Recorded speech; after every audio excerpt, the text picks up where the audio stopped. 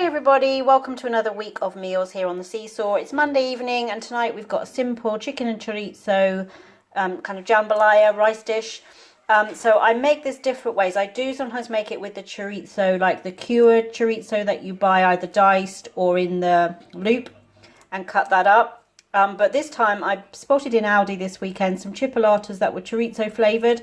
So they're regular sausage, but they've got chorizo style flavouring. So I've decided to use a package of those along with some chicken breast diced up. So I just put those in to cook for about 10 minutes until they were just about cooked through. Then I took them out of the pan, added a chopped onion for a little while just to soften it, perhaps 5 minutes, and then added a sliced red pepper, about a tablespoon of Cajun seasoning and some garlic. I let that all cook together again just for a few minutes until the flavours developed, and then I added the chicken and sausage back to the pan. I added 250 grams roughly of long grain rice, a can of chopped tomatoes and about 400 mils of chicken stock. Brought it up to a boil, put a lid on the pan and just let the whole lot cook for about 25 minutes, just until the rice was fully cooked through. So if you were making it with the cured chorizo, you would add that kind of with the peppers at that stage. It doesn't need to cook for as long because it's already cured. But because this was just normal sausage, I could put it in with the chicken at the start. So that is Caleb's and that is mine. And I've got a few mushrooms that needed using, so I've just cooked those up to put on the side. I could have put them in, but Caleb's not a big fan of mushrooms, so I've just put them on the side and I'll mix mine in as I eat them. So that is our Monday night supper. Hi everybody, so it is Tuesday evening and tonight we've got a simple salmon bake. So this is salmon, broccoli, peas and potato bake. So all I did, I had one of those sides of salmon. You could use small fillets of salmon though. I just chopped it into chunks, put it in the bottom of this casserole dish. I took a head of broccoli, cut that into florets. You could also use some frozen broccoli and then some frozen peas. So I covered the whole of the base of the casserole dish with that. Then I made a simple white sauce with 50 grams of flour and 50 grams of butter, 500 mils of milk, and then I stirred through a good handful of cheese along with some seasoning once that was thickened up. Poured that over the top.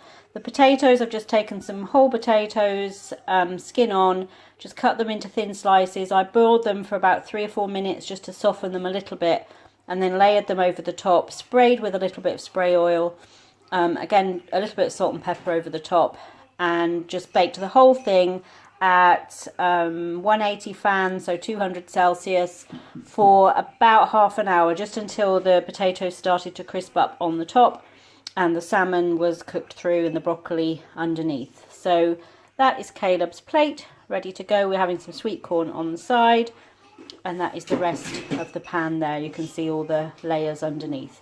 So a fish supper for a Tuesday night.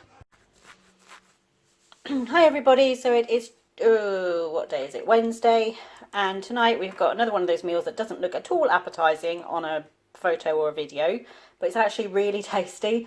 So I'm calling this curry in the very loosest sense of the word curry, just because it's got curry powder in it. But this was done in the crock pot today, so it's some diced chicken. I just put it in the crock pot. You could put chicken thighs, you could use just whole chicken breasts. I poured a jar of salsa over the top. I put 2 tablespoons of medium curry powder. You could use whatever curry powder you prefer, and just left it to cook all day. And then before we got ready to serve it, I stirred through a small carton of cream cheese. Just let that all melt through while I was making the rice. And we've got that with white rice, and we've got some poppadoms and chutney over there to have with it too. Caleb is not a curry fan, although he says he does want to try this one. And so he's got some sweet and sour chicken and rice that was we had it in the freezer. So he's got that for his dinner instead. But yeah, one of those looks awful. It just makes me laugh at how awful it looks. And I think it looks worse on a camera than it does in real life. I need to sprinkle something over the top, something parsley or something to liven it up a bit. But anyway, I promise you it's absolutely delicious. And so if you can get past how it looks, then worth giving this one a try. Actually, before you stir the cream cheese in, it doesn't look anything like this. It's the cream cheese that gives it that colour. So you don't have to do that, but I just find it kind of lightens, not lightens, it just gives it another extra tang, because it really is only chicken, curry powder and salsa. It gives it another dimension of flavour, and also makes it quite kid friendly because it softens the heat in it a little bit. So yeah, I'm off to enjoy this no matter what you think, and we will see you again tomorrow. Hey everybody, so it's Thursday evening and tonight we've just got a simple sausage pasta. So I took some regular sausages, I've just cut them into chunks. You could skin them if you really wanted to. I have left the skin on, but you could skin them. Cooked those off in the pan for about 7 or 8 minutes until the sausage was cooked through and nicely browned on the outside. Then I added a chopped onion and some garlic, just cooked that all together for a few minutes until the onion started to soften. I added a teaspoon of chili powder, but you could add whatever seasonings you wanted. You could add mixed herbs like Italian herbs, you could add some Cajun seasoning, really whatever you wanted. And a can of chopped tomatoes. And then I just let that bubble away while I cooked up some pasta, and then I've just combined the two into the skillet for serving. So really simple. Again, you could add other vegetables in when you've added the onions if you wanted to add extra veggies to this, but really simple one, very kid friendly. We'll probably put a little bit of grated cheese over the top, and then I have 2 of these part baked baguettes that I've just heated through. These are the Aldi ones, so I'll cut that into some pieces of bread to have crusty bread on the side. So that is our Thursday night sausage supper.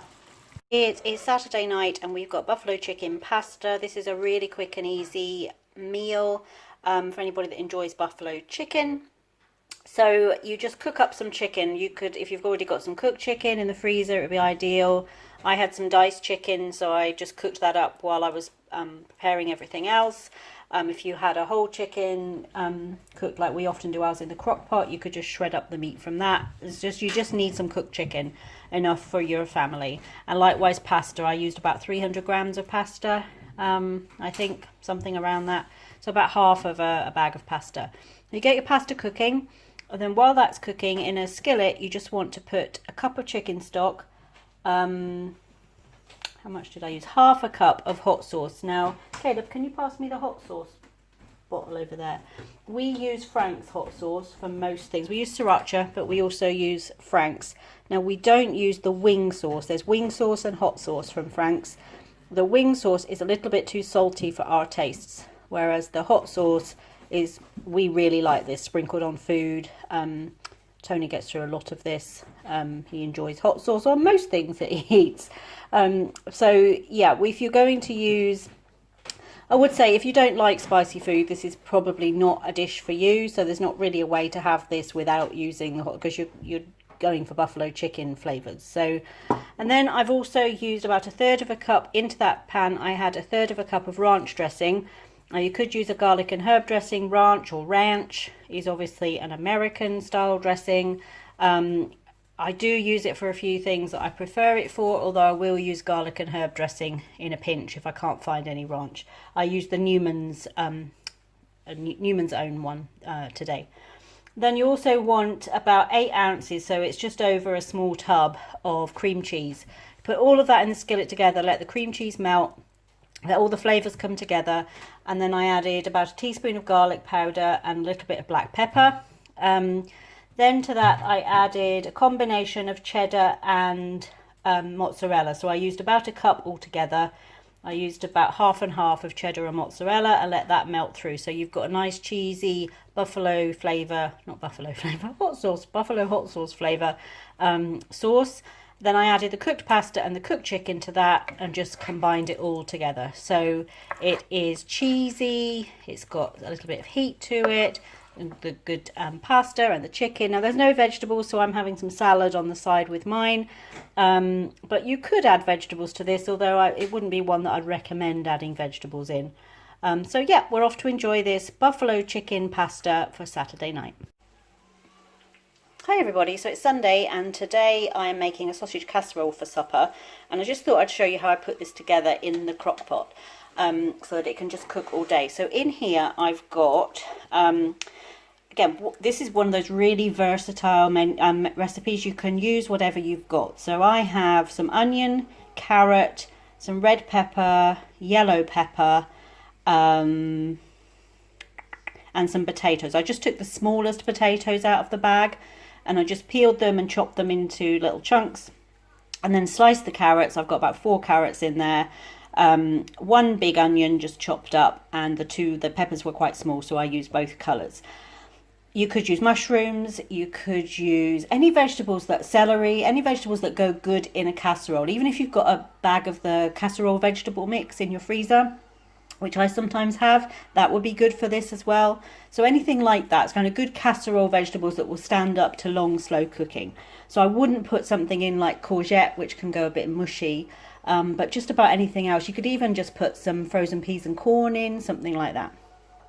Then I put in there 2 tins of chopped tomatoes, a really good squirt of tomato puree, about 300 mils of chicken stock, and then seasoning wise I've put some garlic puree in there, so in equivalent amount to a couple of cloves of garlic, and then a mixture of herbs. And again, you can use whatever you've got, whatever you like. You could use fresh herbs, absolutely, if you've got herb garden. I've got a mixture of oregano, thyme and parsley, but you could use just dried mixed herbs. A couple of teaspoons of that would be fine. I've also got a bay leaf in there, which you can see hiding away. And then I added a good shake of Worcestershire sauce as well. Now to that, I'm going to add my sausages. Now I have browned them a bit in the pan. If you've ever cooked sausages in the slow cooker, you'll know they can be really soft texture wise. I find that if I brown them in the frying pan first, the texture doesn't affect it quite so much, and certainly the skins don't come off, which they do if you put them in raw, is my experience. It may not be everybody's, but that's certainly the experience I have. And then once they go to that soft texture, it doesn't taste like sausage so much anymore. I've heard people say they remove the skins from their sausage, and that's better. You could certainly do that, or just put like balls of sausage meat through, so chunks of sausage rather than whole sausages. But I wanted to make it with whole sausage, and so I've just browned them off in the pan. I'm going to pop that in.